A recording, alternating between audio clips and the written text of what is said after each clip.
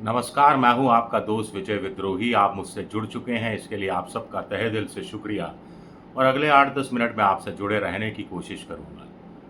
तो वित्त मंत्री निर्मला सीतारमण ने अपना रिकॉर्ड तोड़ बजट पेश किया। हालाँकि ड्यूरेशन कम रही, 1 घंटा 21 मिनट बोली, 2-2 ढाई घंटे बोलती रही हैं। क्या उनके पास बहुत ज़्यादा बोलने के लिए कुछ नहीं था?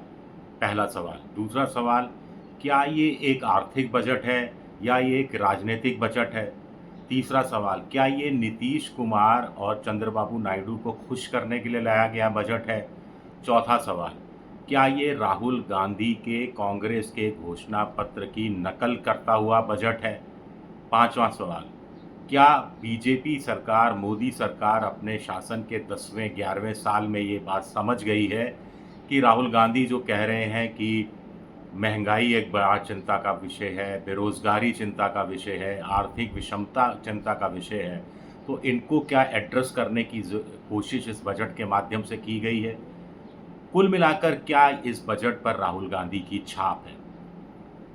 कह सकते हैं हम, क्योंकि राहुल गांधी ने कहा था कि अप्रेंटिसशिप का इस्तेमाल किया था पहली नौकरी पक्की को लेकर, कि वो युवाओं को निजी क्षेत्र और सरकारी क्षेत्र में 1 साल की अप्रेंटिसशिप देंगे और उसमें स्टाइपेंड मिलेगा 1 लाख रुपया।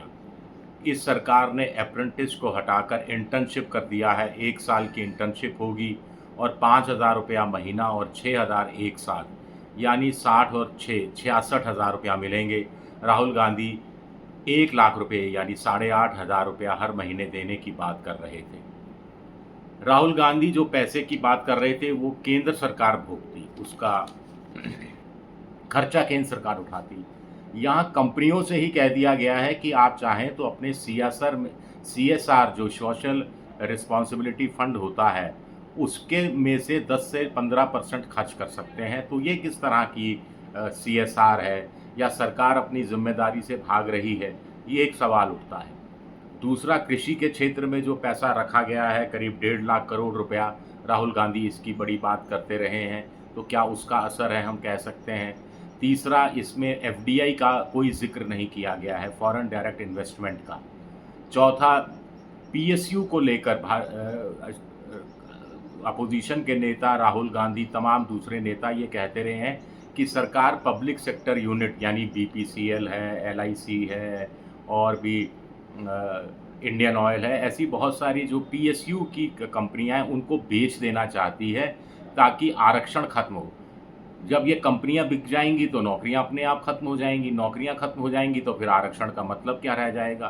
तो इसमें किसी पीएसयू को बेचने की बात नहीं कही गई है। कुछ साल पहले तक सरकार कह रही थी कि बीपीसीएल को वो बेच सकती है, उस तक की बात इस सरकार ने इस बजट में नहीं कही है। ये अपने आप में उल्लेखनीय बात है।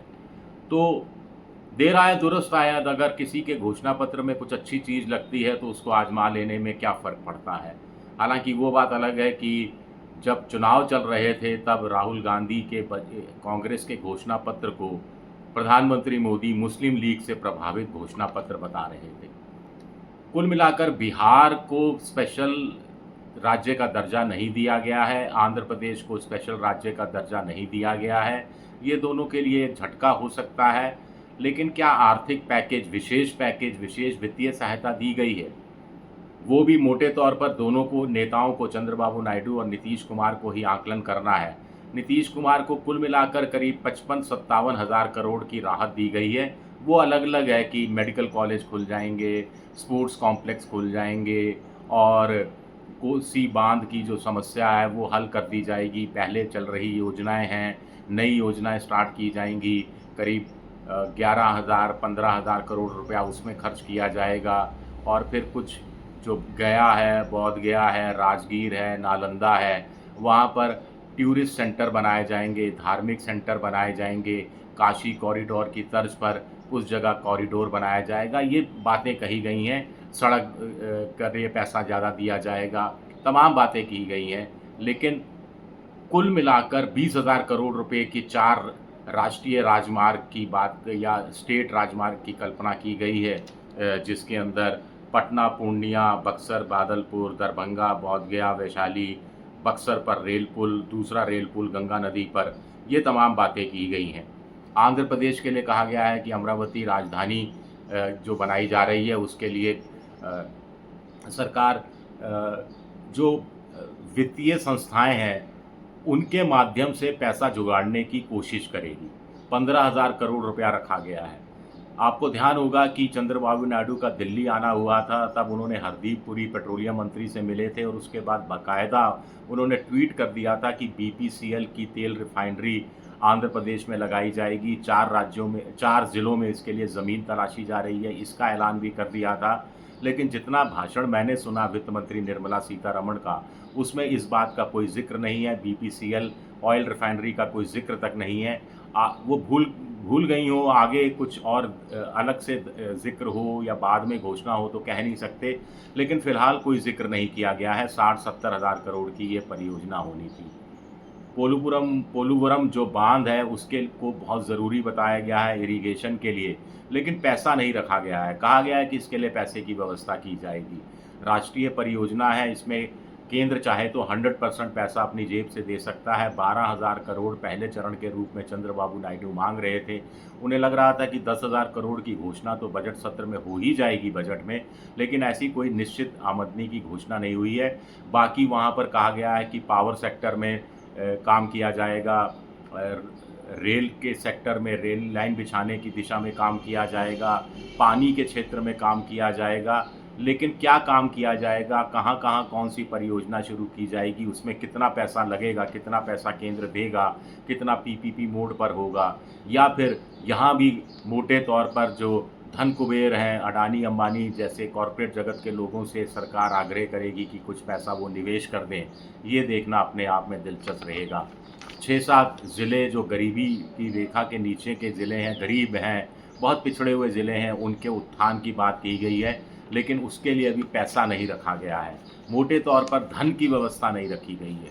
तो चंद्रबाबू नायडू इसको लेकर क्या प्रतिक्रिया देंगे, नीतीश कुमार क्या प्रतिक्रिया देंगे, उस पर मोदी सरकार क्या रुख अपनाएगी, या फिर अगले फरवरी में जो बजट आएगा उसमें कुछ पैसे की व्यवस्था करेगी, ये देखना दिलचस्प रहेगा। लेकिन कुल मिलाकर मोटे तौर पर लोग कह रहे हैं कि कॉपी पेस्ट बजट बना दिया गया, कुछ लोग कह रहे हैं कि बाबा जी का ठुल्लू टाइप कर दिया गया। हालांकि कुछ लोग, अर्थशास्त्रियों का कुछ लोगों का कहना है कि एक अच्छा आर्थिक बजट है, कुछ चीज़ों पर फोकस भी किया गया है। महिलाओं के लिए भी 3 लाख करोड़ है, कृषि के लिए भी 1.5 लाख करोड़ है, कुछ नई योजनाएं लाई गई हैं जो कि बेहतर हैं, व्यवहारिक हैं, प्रैक्टिकल हैं। कुछ लोग कह रहे हैं कि 10 साल पहले ये बजट, ऐसा बजट लाया जाता तो मोदी सरकार अपने दम पर आज सत्ता में होती। अलग अलग लोग अलग अलग राय व्यक्त कर रहे हैं, लेकिन मोटे तौर पर वही 2 सवाल उभर कर सामने आ रहे हैं। क्या इस बजट में राहुल गांधी की छाप है?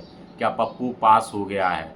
और क्या ये नीतीश और नायडू को लुभाने, रिझाने वाला, खुश करने वाला बजट है? और क्या ये लोग वाकई में खुश होंगे या अपनी नाराज़गी जाहिर करेंगे? शुक्रिया मेरा ये वीडियो देखने के लिए। पसंद आए तो लाइक कीजिए, सब्सक्राइब कीजिए और शेयर कीजिए। शुक्रिया।